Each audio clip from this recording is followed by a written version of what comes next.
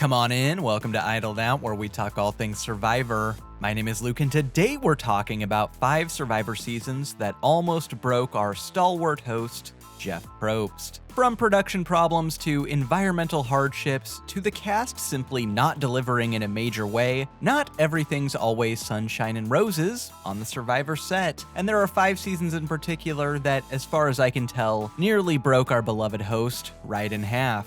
What does it take to send Jeff over the edge? Let's find out. All that said, let's dig into 5 seasons of Survivor that nearly broke Jeff Probst. At number 5 is Survivor Nicaragua. Oh, Nicaragua, where to begin? This is a season that Jeff only ever brings up in 2 contexts. 1, the dual mid-merge quits of Nayanka and Purple Kelly, and 2, the Medallion of Power, which he's specifically called out as one of his biggest regrets. In his Reddit AMA, Jeff said that he never liked the Medallion of Power and never believed in it, and it shows. The medallion, which allows the tribe that holds it to get some sort of advantage in their current challenge, but they then must transfer the advantage to the other tribe, was only in play for 4 episodes, had basically no impact, and was quietly retired after the tribe swap. The Ruth Marie of Survivor Twists. Then came the double quits of Nayanka and Purple Kelly, and while one could definitely argue that Purple Kelly's quit is on production for giving her basically no clothes in the middle of the Nicaraguan rainy season, their quits were a huge blow to the season. If part of the appeal of Survivor is armchair quarterbacking what you would do in the situations on the show, who at home is saying, "Oh yeah, I'd totally quit"? Well, maybe Colton. While seasons quickly following Nicaragua like Redemption Island and Caramoan were definitely better received by Jeff than the general audience, Nicaragua, in which the season's big twist flopped and 2 people quit after the merge, was a total momentum killer, right on the heels of 3 very well-received seasons. But Jeff's loss is our gain, as his clear frustration at the season's trajectory manifests in what is probably my absolute favorite season of Jeff Probst ever. He just truly did not care in the most hilarious way possible.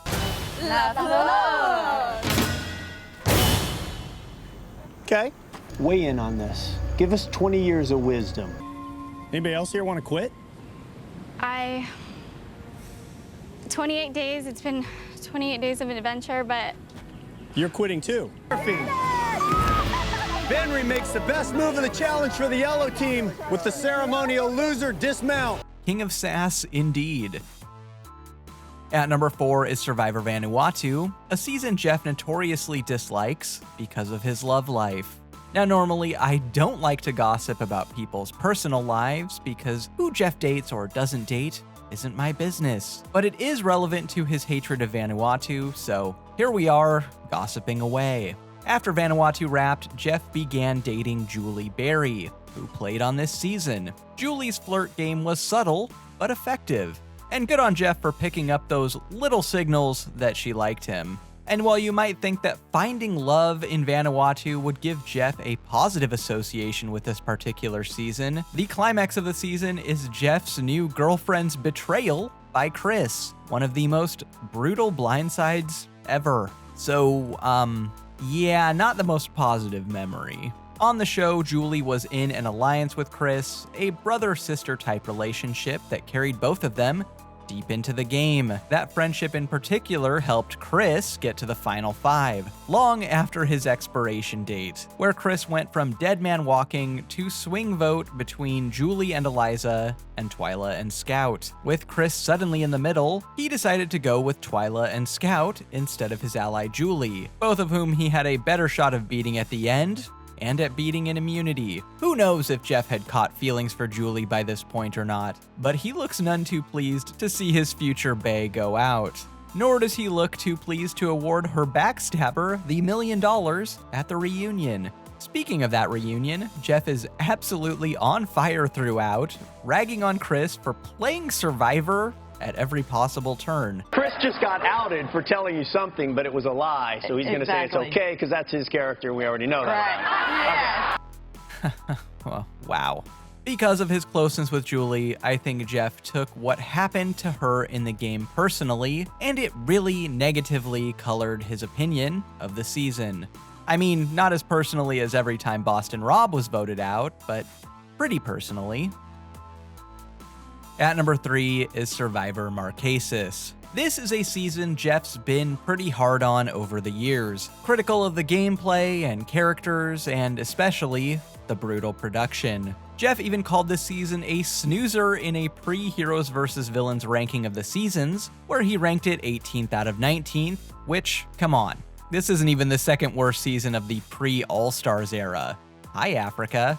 Given Jeff's love of Worlds Apart, I think it's pretty clear that he often likes seasons based on his personal experiences on the island, rather than the final result as a television product, which is fair. He's only human after all, and while production typically has shelter from the elements that the players don't, there's one element you really can't run from: the bugs. While previous seasons were difficult for the heat or the rain, Marquesas was difficult due to the no flies, who were absolutely unmerciful as they devoured both the players and the production team. In 2016, Jeff still held that Marquesas was the worst location they've ever been in, courtesy of the no flies. He said this literally while doing press for Survivor Co. Wrong, a location which very nearly killed one of the players. Combine the flies with a final 2 he didn't particularly care for, and lots of production favorites like Hunter, Gina, and Boston Rob going out relatively early, and you have a season that must have been an increasingly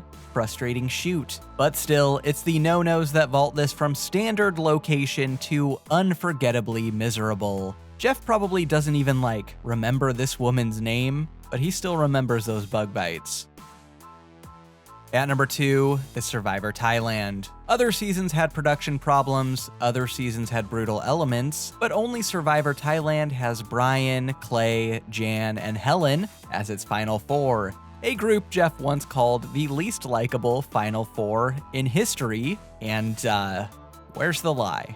In the aforementioned ranking of every season pre-Heroes vs. Villains, he unsurprisingly listed Thailand dead last, saying, quote, "Some things never change. I didn't like it then, and I don't like it now." Yeah, obviously Jeff has not been shy about his opinion on Thailand, having called it mean-spirited, hostile, and ugly in the past. Thailand is most definitely not a fan-favorite season. Most rankings I've seen have it in the bottom 5 amongst other, classics like Island of the Idols and One World, largely ranked low for its mean-spirited, hostile ugliness. I know some of you criticize Jeff for sometimes not being super in tune with what fans like and don't like, but let's give credit where credit is due. He's right on the money here. Thailand was such a disaster that it only had one representative on All-Stars, Xi'an, and that was only because higher-ups wanted one representative from each of the first 7 seasons. I don't even think that this torturous final immunity challenge was pre-planned that far in advance. This was Jeff's revenge on Brian and Clay for delivering a stinker of a season right in the middle of Survivor Mania. Of course, Brian Heidick doesn't feel pain, but points for trying, Jeff. The season that actually did break Jeff Probst is Survivor Gabon. Yeah, join the club, buddy. Throughout Survivor's early and mid-teens, a lot of fans at the time thought the show had creatively stagnated. Guatemala, Exile Island, Cook Islands, and Fiji were all received with an increasing level of shrug, and while China and Micronesia helped the show bounce back a little bit, Gabon, the show's first HD season and one undoubtedly intended to bring back old viewers who'd stopped watching, was a train wreck. I mean, this season is sloppier than Smash Mouth at a local county festival. In all fairness, that is what fans of Gabon actually like about it.